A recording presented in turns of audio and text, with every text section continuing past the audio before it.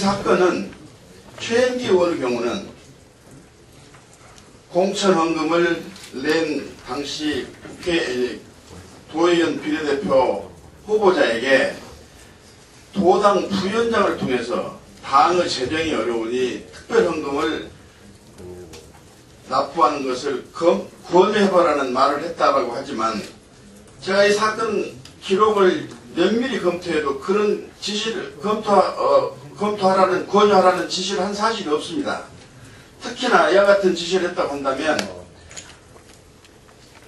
비례대표 공천을 받은 사람이 3억 원의 공천헌금을 중앙당에 납부를 한 내용을 도당 부위원장으로부터 소상한 보고를 받고 도당 부위원장은 소상한 보고를 해야 함에도 불구하고 보고를 최현기 의원에게 한 사실도 없습니다. 이런 사실을 가지고 최현기 의원을 정치자금법 위반의 무슨 공범으로 해가지고 불기소 기소를 했습니다.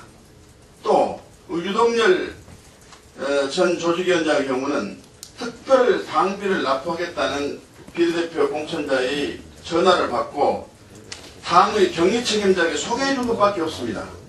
그리고 이 부 의원과 이 유동열 전 의원이 소개를 했던 그 비례대표 공천자가 납부한 특별 당비는 중앙당 입금 계좌에 들어와가지고 중앙당이 전부 활용했습니다.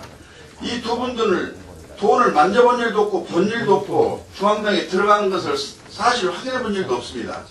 이런데 중앙당이 최종 책임자만 처벌하면 될 일일 것임에도 불구하고 이분들을 같이 함께 공범으로 엮어서 불구속 기소를 한 것은 역시 지방선거에 있어서의 한나라당 손을 들어주고 민주당을 파괴하기 위한 공작으로 저희들은 볼 수밖에 없기 때문에 이 부분에 대해서는 당력을 집중해서 법원에서 실체적 진실을 밝히는데 앞장설 것을 말씀드리고, 또 하나는 이명박 대통령은 2007년도에 한나라당 대선 후보 확정된 다음에 30억 원의 특별 당비를 납부를 했습니다. 그 30억 원 납부와 관련해서 여러 가지 의혹이 있습니다. 그래서 민주당이 고발까지 했습니다. 아예 그 부분은 수사도 안 하고 의혹에 대해서는 한둥만둥 해서 무혐의 처벌을 해버렸습니다. 분명히 정당법원 또 당헌 당규상 누구든지 특별 당비를 당에 납부할 수 있도록 되어 있는데 여당의 대선 후보가 납부한 30억이라는 거액의 돈은 수사 대상이 되지도 않고 야당이 재정 상태가 어려워서 지방선거를 치를 수 없는 형편에서 자발적으로 낸 헌금은 이것을 공천 대가라고 꺾여 맞추고 짜 맞춰서 기소를 하는 것은 도대체 이 나라 검찰이 어느 나라 검찰이고 누구를 위한 검찰인지 이해할 수가 없습니다. 그래서 검찰 개혁이 절대 필요하다, 저는 그런 말씀을 드립니다. 마지막으로 한 가지만 더 드리겠습니다. 안상수 한나라당 대표가 봉은사의 명진 스님을 거쳐라는 압력을 가해가지고 그 문제가 불교 종단 내부는 물론이고 국민 언론사에서 크게 지금 비화가 되고 있습니다. 불교계 내의 갈등으로 지금 자리 잡고 있습니다. 이름에도 불구하고 국민을 대표한 국회의원이자 집권여당 원내대표가 이때쯤 됐으면 진실을 밝혀가지고 빨리 종단 내부도 수습을 하고 국민에게도 진실을 알려야 할 텐데 어디 가서 무건 수행을 하는지 아예 일절 대응을 하지 않겠다고 하면서 여기에 대한 침묵을 지키고 있는 것은 이게 이해할 수가 없습니다. 국민을 더 이상 우롱하지 말고 진실을 고백하고 책임질 수 있는 자세가 그 어느 때보다 중요하다, 이런 말씀 다시 아울러 드립니다. 이상입니다. 네, 김진표 최고위원님 말씀 드리겠습니다. 이틀 전 3월 25일 날 한명숙 전 총리 공판에 참석해봤습니다. 느낀 것이 많습니다. 한 전 총리에 대한 검찰의 모욕주기 수사가 정점으로 치닫고 있구나 하는 것을 느꼈습니다. 검찰 수사가 얼마나 엉터리였으면 재판부가 공소사실의 특정이 필요하다면서 공소장 변경을 권고했겠습니까? 이번에 검찰의 한명숙 죽이기를 보면은 노무현 대통령을 억울한 죽음으로 몰아넣었던 정치 검찰 행태에 하나도 바뀐 게 없다는 거 다시 확인할 수 있습니다.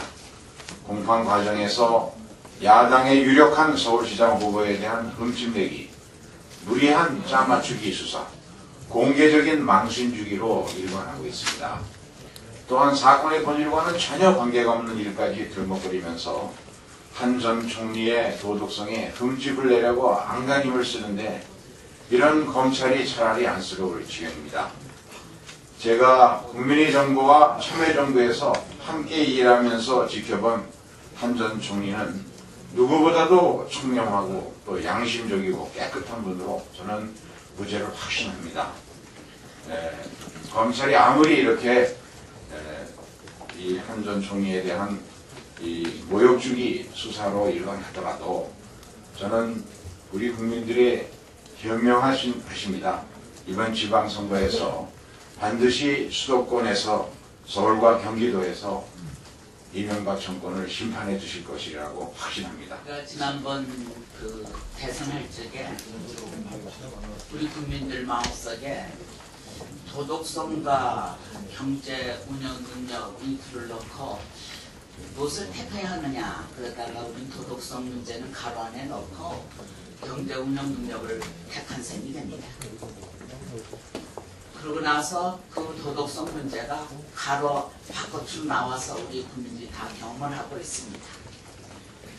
근데 그러면 경제 운영 능력은 어떠하냐? 우리 당이 이명박 대통령이 주장하던 직사치 447로 변했다는 것을 말씀드렸습니다. 실업자가 400만이고 국가 채무가 400조를 넘고 개인 채무는 700조가 넘어서 오늘 보니까는 보수 진영의 신문들까지 국가 채무, 개인 채무의 폭증에 대해서 우려를 나타내고 있습니다. 국가 운영, 경제 운영 능력에 대해서도 우리는 참 마음을 놓을 수가 없는 처지가 되었습니다. 서민경제, 가정경제가 파탄나기 때문입니다. 그런데 요 며칠 사이에 우리 국민은 좀 더 혼란에 빠졌습니다.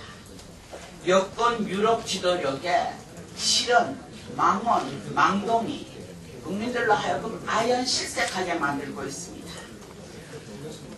2010년 우리나라를 지도하는 유력한 지도자들이 21세기 시대 정신에서 살고 있는지 아니면 중세기 아니면 20세기 시대 정신으로 사는지 염려스럽습니다. 언론을 입맛대로 만들기 위해서 폭력을 가하는데 그때 큰 지진이 조인트니 이런 말이 나옵니다. 이게 나올 수 있는 말입니까?